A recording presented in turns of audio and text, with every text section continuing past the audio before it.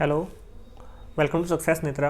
और जो आज का हमारा लेक्चर रहने वाला है इकोनॉमिक्स का लेक्चर है, और ये हमारा लेक्चर 2 रहने वाला है। आज हम पढ़ेंगे सेक्टर ऑफ इकोनॉमी के बारे में। और अगर आप हमें फॉलो करना चाहते हैं यूट्यूब, इंस्टाग्राम, ट्विटर या टेलीग्राम, हर जगह पे हमारा सेम हैंडल है @सक्सेस नेत्रा। आप कहीं भी सर्च करेंगे आपको मिल जाएगा। और अगर आपकी कोई क्वेरी या फिर कोई सजेशन है कि हम कैसे अपनी वीडियो को इम्प्रूव कर सकते हैं, देन आप हमें इस आईडी पर मेल भी कर सकते हैं successnetra@gmail.com। तो चलिए शुरू करते हैं हम आज का अपना लेक्चर।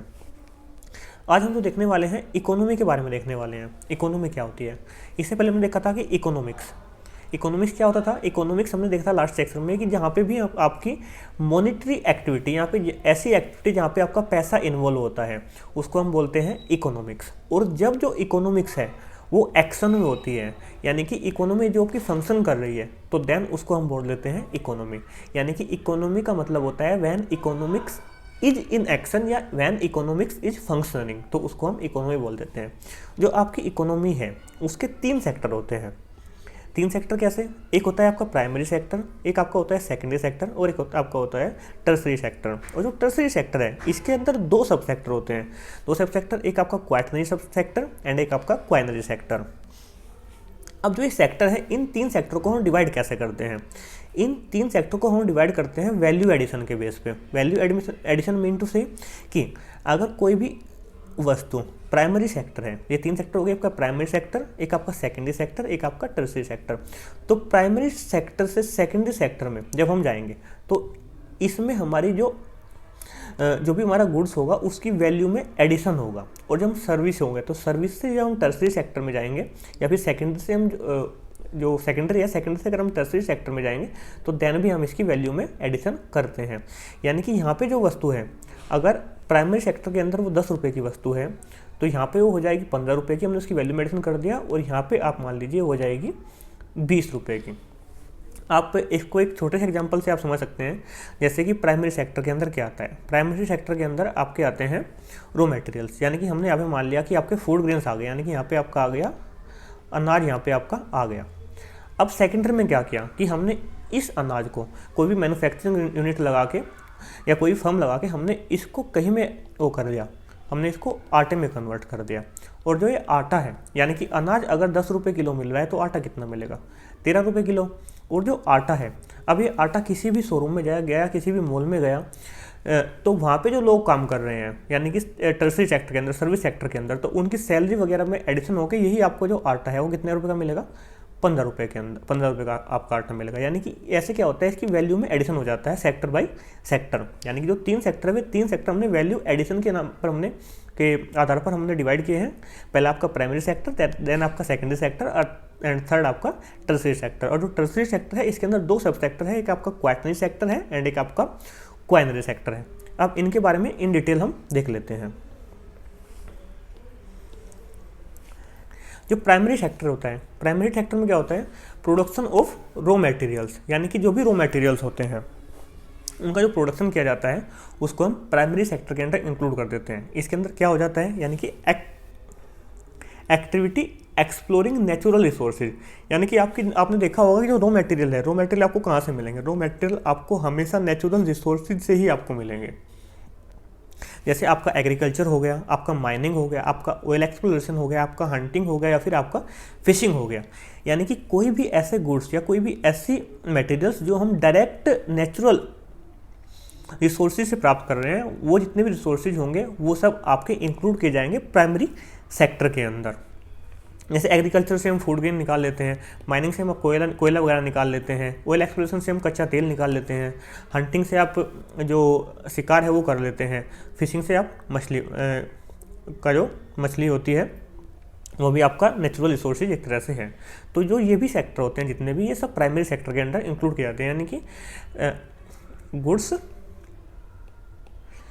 जो हमको सीधे सीधे नेचुरल रिसोर्सेज से प्राप्त होते हैं, उनके लिए हमको कोई भी इंडस्ट्रियलाइजेशन की रिक्वायरमेंट नहीं होती, तो देन हम उसको बोलते हैं प्राइमरी सेक्टर। और अगर कोई ऐसी इकोनॉमी जिसकी हाफ एंड मोर, यानी कि आधे से ज़्यादा इनकम 1/2 प्लस में जो उसकी नेशनल इनकम है, अगर वो उसकी एग्रीकल्चर सेक्टर से आ रही है, तो उस इकोनॉमी को हम बोल देते हैं एग्रेरियन इकोनॉमी। तो जो यहाँ से आपके वन लाइनर क्वेश्चन बन जाते हैं। पहले हम आपकी फर्स्ट स्लाइड है उससे देख लेते हैं जो आपके वन लाइनर क्वेश्चन बनेंगे। इस वाली स्लाइड से, इस वाले स्लाइड से आपके क्वेश्चन बनेंगे। तो आपसे सीधा सीधा पूछ लिया जाएगा जो इकोनॉमी है उसके कितने सेक्टर हैं, तो देन आप बोल सकते हैं 3 सेक्टर्स। कौन कौन से हैं? Primary sector, secondary sector and tertiary sector. दूसरा आपको यहाँ से क्वेश्चन बन सकता है कि जो टर्सरी सेक्टर है उसके जो 2 सब सेक्टर हैं वो कितने सब सेक्टर हैं, यानी कि 2 सब सेक्टर हैं, कौन कौन से हैं? क्वाटरनरी सेक्टर एंड फिर आपका क्वाइनरी सेक्टर। अब जो सेकंड आपका है, सेकंड वाले से जो आपके क्वेश्चन बन सकते हैं वन लाइनर में, आपको सिंपल देगा कि कोई भी आपको एग्जांपल दे देगा कि एग्रीकल्चर है, एग्रीकल्चर आप किस सेक्टर के अंदर इंक्लूड करेंगे। देन आपको ऑप्शन दे देगा प्राइमरी सेक्टर, सेकेंडरी सेक्टर या फिर आपका टर्सरी सेक्टर। तो देन आपका ऑप्शन होगा प्राइमरी सेक्टर, या फिर आपको दे देगा कि प्राइमरी सेक्टर के अंदर इनमें से कौन कौन सी चीज़ें इंक्लूड होती है, और आपको नीचे 5-6 ऑप्शन दे देगा। तो जो ये कुछ वर्ड है, मतलब आपको डायरेक्ट सिर्फ एक चीज़ लगानी है दिमाग में कि जो भी चीज़ हम डायरेक्ट नेचुरल रिसोर्सेज से हम पा सकते हैं वो हमारा प्राइमरी सेक्टर के अंदर आएगा। तो यहाँ से आपका ये बन सकते हैं। सेकंड आपका क्वेश्चन बन जाएगा कि एग्रेरियन इकोनॉमिक्स को किसको कहते हैं। देन अगर आपकी जो नेशनल इनकम है वो 1/2 एंड मोर एग्रीकल्चर से आ रही है तो देन उसको हम एग्रेरियन इकोनॉमी हम बोलते हैं। आपका जो सेकंड है, सेकंड देख लेते हैं हम टर्सरी सेक्टर, सेकंड देखते हैं हम सेकेंडरी सेक्टर। जो सेकेंडरी सेक्टर है इसके अंदर हम क्या करते हैं?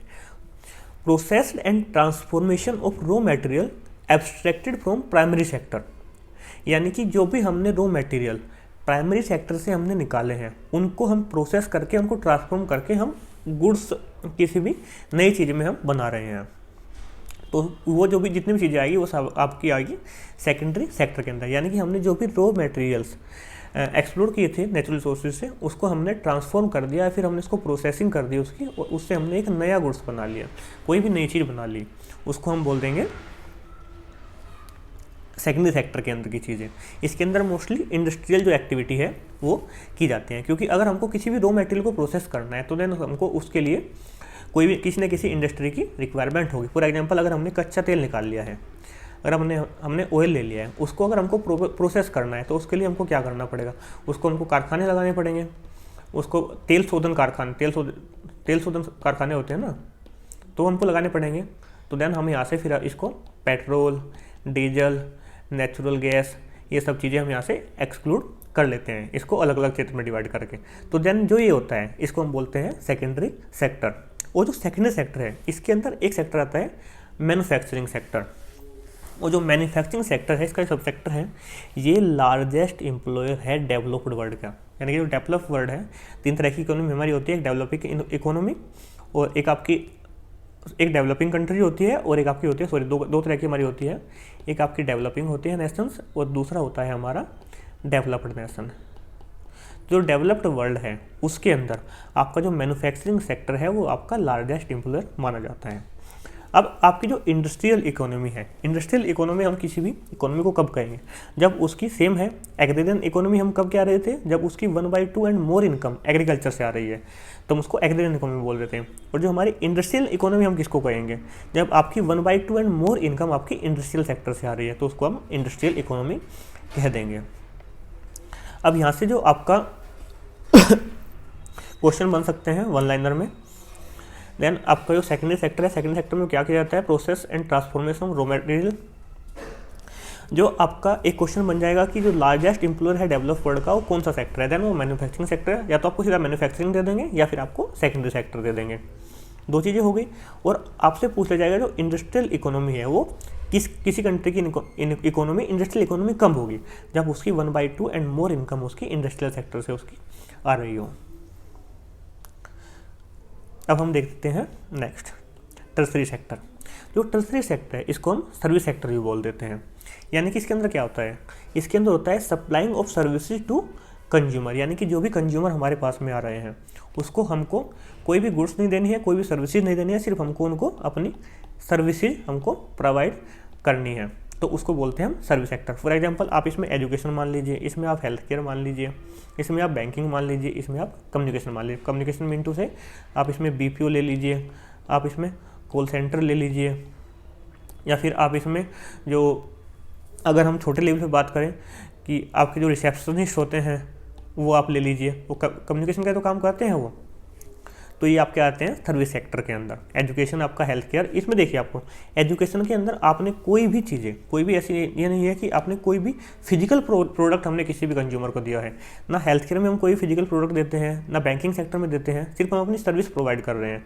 एजुकेशन मीन टू एक टीचर है यहाँ पे और एक स्टूडेंट है। ये तो है नहीं कि इसने यहाँ से उठा के इसको जो बोर्ड है या फिर इसने इससे पेन है उठा के इसको दे दिया, ऐसा तो कुछ होगा नहीं। ये सिर्फ यहाँ पे पढ़ाएगा और ये स्टूडेंट पढ़ेगा, तो यानी कि जो अपनी सर्विस है इसको प्रोवाइड कर रहा है। तो जो ये आता है हमारा सर्विस सेक्टर में।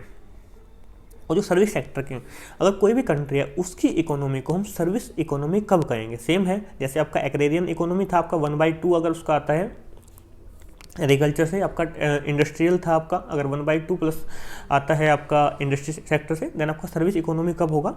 आपका होगा 1/2 एंड जो मोर इनकम है वो आ जाएगी आपकी सर्विस सेक्टर से। इसके भी 2 सब सेक्टर होते हैं, एक आपका क्वाटरनरी सेक्टर एंड आपका क्वाइनरी सेक्टर। इनके बारे में अभी हम जानेंगे। यहाँ से हम देख लेते हैं आपके जो 1 लाइन में क्वेश्चन बन जाते हैं कि सेम होगा आपको या तो दे देगा क्वेश्चन कि जो टर्सरी सेक्टर है उसके अंदर कौन कौन से चीज़ें इंक्लूड की जाती हैं, और आपको नीचे ऑप्शन में 4-5 ऑप्शन दे देगा, आपको 4 या 5 ऑप्शन, आपको उनमें से सेलेक्ट करना है, या आपको स्टेटमेंट की फॉर्म में दे देगा, या फिर आपको ऑप्शन दे देगा जो एजुकेशन है वो किस सेक्टर के अंदर हम इंक्लूड करते हैं, टर्सरी के अंदर या फिर आपका सेकेंडरी के अंदर या फिर प्राइमरी के अंदर। देन आपका एक क्वेश्चन यहाँ से बन जाएगा। और सेकंड है कि आप किसी भी कंट्री की इकोनॉमी सर्विस इकोनॉमी कब होगी? देन आपकी उसकी 1/2 और मोर इनकम उसकी सर्विस सेक्टर से आ रही है। तीसरा क्वेश्चन आपका बन जाएगा जो आपका टर्सरी सेक्टर है इसके कितने सब सेक्टर होते हैं? 2 सब सेक्टर होते हैं, कौन कौन से? क्वाटरनरी एंड आपका क्वाइनरी सेक्टर्स। अब हम इनके बारे में देख लेते हैं। जो हमारा क्वाटरनरी सेक्टर है, क्वाटरनरी सेक्टर को हम बोल देते हैं नोली सेक्टर। ये सेक्टर एक ऐसा है, ये डिफाइन करेगा क्वालिटी ऑफ ह्यूमन रिसोर्सेज, यानी कि कोई भी कंट्री है उसकी अंदर जो ह्यूमन रिसोर्सेज हैं उनकी क्वालिटी क्या है वो टोटल डिपेंड करती है आपकी क्वाटरनरी सेक्टर में। और ये आपका टर्सरी सेक्टर के अंदर जाता है। इसके अंदर क्या क्या चीज़ आते हैं? इसके अंदर आपकी एजुकेशन आ जाएगी, रिसर्च एंड डेवलपमेंट आ जाएगा, IT आ जाएगा, मीडिया आ जाएगा, फाइनेंशियल प्लानिंग आ जाएगा, ब्लॉगिंग आ जाएगा, डिजाइनिंग आ जाएगा, इंटरटेनमेंट आ जाएगा। मतलब कोई भी ऐसी चीज़ें जिनके अंदर आपको हाई नॉलेज की रिक्वायरमेंट होती है। अब ये किसी भी कंट्री की ह्यूमन रिसोर्सेज की क्वालिटी को कैसे डिफाइन करेगी? देखिए, अगर कोई भी कंट्री है, कोई भी नेशन है, उसकी जो एजुकेशन है, एजुकेशन लेवल अगर उसका लो होगा तो उसके अंदर जो ह्यूमन रिसोर्सेज प्रोड्यूस होंगे उनकी भी क्वालिटी उसकी लो होगी। अगर वहाँ पे रिसर्च एंड डेवलपमेंट की जो इंडस्ट्री होगी वो उसकी उस लेवल पे काम नहीं कर रही होगी तो देन क्या होगा? वहाँ पे जो भी फिनिश्ड गुड होगी उनकी भी क्वालिटी इतनी ज़्यादा अच्छी नहीं होगी। अगर कोई भी कंट्री के अंदर IT सेक्टर है वो कमज़ोर होगा तो देन वहाँ पे अच्छे अच्छे ऐप्स नहीं बन पाएंगे, अच्छी गेमिंग सेक्टर उसका इंप्रूव नहीं कर पाएगा। वो मान लीजिए आपका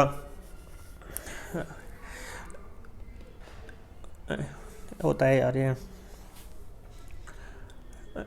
cyber security, sorry exact word है उसका साइबर सिक्योरिटी के मामले में पीछे रह जाएगा।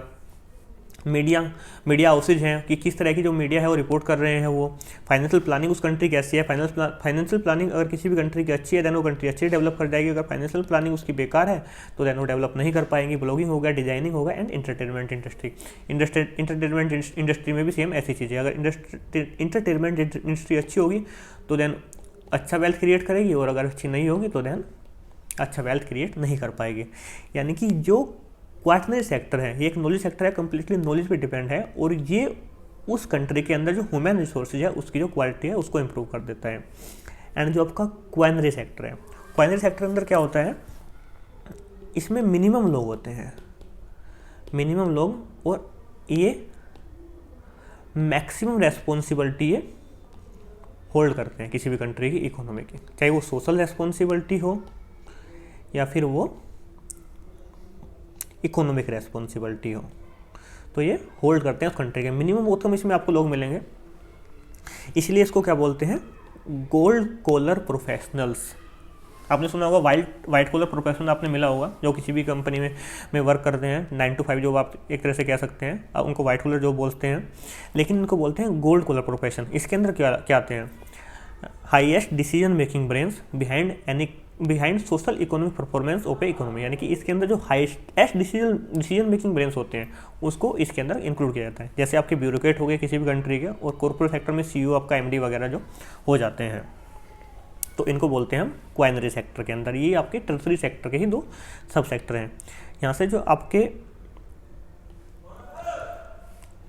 वन लाइनर में बन जाएगा, जो क्वाइनरी सेक्टर है इसके अंदर सेम आपको ये ऑप्शन में दे दिए जाएंगे और पूछ लिया जाएगा ये इन कौन किस सेक्टर के अंदर इंक्लूड कर देते हैं। तो या तो आपका ऑप्शन होगा टर्सरी सेक्टर, अगर आपका टर्सरी सेक्टर भी है और आपका क्वाटरनरी सेक्टर भी है, देन आपका जो ऑप्शन होगा वो क्वाटरनरी सेक्टर सही होगा। और जो हाईएस्ट डिसीजन मेकिंग ब्रेन्स है वो किस सेक्टर के अंदर आते हैं, देन वो आता है आपका क्वाटरनरी सेक्टर के अंदर। यहाँ से आपका आपसे पूछ लिया जाएगा जो ब्यूरोक्रेट्स वगैरह होते हैं, कॉर्पोरेट सेक्टर के सीईओ वगैरह होते हैं, वो किस सेक्टर के अंदर हमारी इकोनॉमी के इंक्लूड किए जाते हैं, देन आपका आएगा क्वाइनरी सेक्टर या फिर आपका टर्सरी सेक्टर, क्योंकि ये दोनों टर्सरी सेक्टर के ही सब सेक्टर होते हैं। अब हम देख लेते हैं नेक्स्ट स्लाइड में कुछ डाटा है, उसको हम देख लेते हैं। ये डाटा है इंपॉर्टेंट है। जीडीपी जो कंपोजिशन है कंट्रीज का, उसका आउटपुट क्या है, जीडीपी कंजप्शन आउटपुट क्या है। इसमें हम तीनों देखेंगे, primary sector, secondary sector and tertiary sector. जो वर्ल्ड की जीडीपी है उसके अंदर प्राइमरी सेक्टर का कंट्रीब्यूशन कितना है, 6.4%, यानी कि जो रॉ मटेरियल से आती है। और जो सेकेंडरी सेक्टर यानी कि जो आपका इंडस्ट्रियल सेक्टर आप कह सकते हैं, मैन्युफैक्चरिंग सेक्टर कह सकते हैं, उसके अंदर जो वर्ल्ड की जीडीपी है कितना उसके अंदर उसका कंपोजिशन है, यानी 30% ये है। और आपका जो टर्सरी सेक्टर है ये आपका 63% आपका जीडीपी में कंट्रीब्यूशन करता है वर्ल्ड की। और अगर हम इंडिया की बात करें, इंडिया के अंदर प्राइमरी सेक्टर में 15.4% है, सेकेंडरी सेक्टर में आपका 23% है एंड आपका टर्सरी सेक्टर में 61.6% है। ये कुछ आउटपुट कंपोजिशन की जो रैंक है। अगर हम एग्रीकल्चर आउटपुट की बात करें तो रैंक 1 पे आपका आता है चाइना और रैंक 2 पे आता है आपका इंडिया। अगर हम इंडस्ट्रियल आउटपुट की बात करें तो रैंक 1 पे आता है आपका चाइना और इंडिया की यहाँ पे आ जाती है रैंक 3। और जो अगर हम सर्विस आउटपुट की बात करें तो रैंक 1 पे आता है आपका यूएसए और इंडिया की जो रैंक है वो रैंक 10 आ जाती है। ये रैंक आपको कई बार सीधे पूछ ली जाती है एग्जाम के अंदर कि इंडस्ट्रियल आउटपुट में इंडिया की रैंक कितनी है, या फिर इनको आप फर्स्ट रैंक कौन होल्ड करता है, या फिर आप इनको असेंडिंग या फिर डिसेंडिंग ऑर्डर में लगाओ। तो हमने सिर्फ वर्ल्ड में जो नंबर 1 पे है और जो अपनी कंट्री है यानी कि इंडिया, उसकी हमने रैंक यहाँ पे बताई है। और इसका एक चीज़ ध्यान रखिएगा, परमानेंट नहीं है ये परमानेंट नहीं है, ये समय समय पे चेंज होती रहती है। तो इसमें आपको ध्यान रखना है कि आप जब भी अपने नोट्स बनाओ तो इसमें जो भी डाटा है वो लेटेस्ट रिपोर्ट जो भी आपकी IMF वगैरह की जो आती है या वर्ल्ड बैंक की जो रिपोर्ट आती है उनके अनुसार अपने डाटा को अपडेट करते रहिएगा। यानी कि this is not a permanent data, लेकिन ये डाटा इंपॉर्टेंट हो जाता है, बस आपको इसको अपडेट करने की रिक्वायरमेंट है।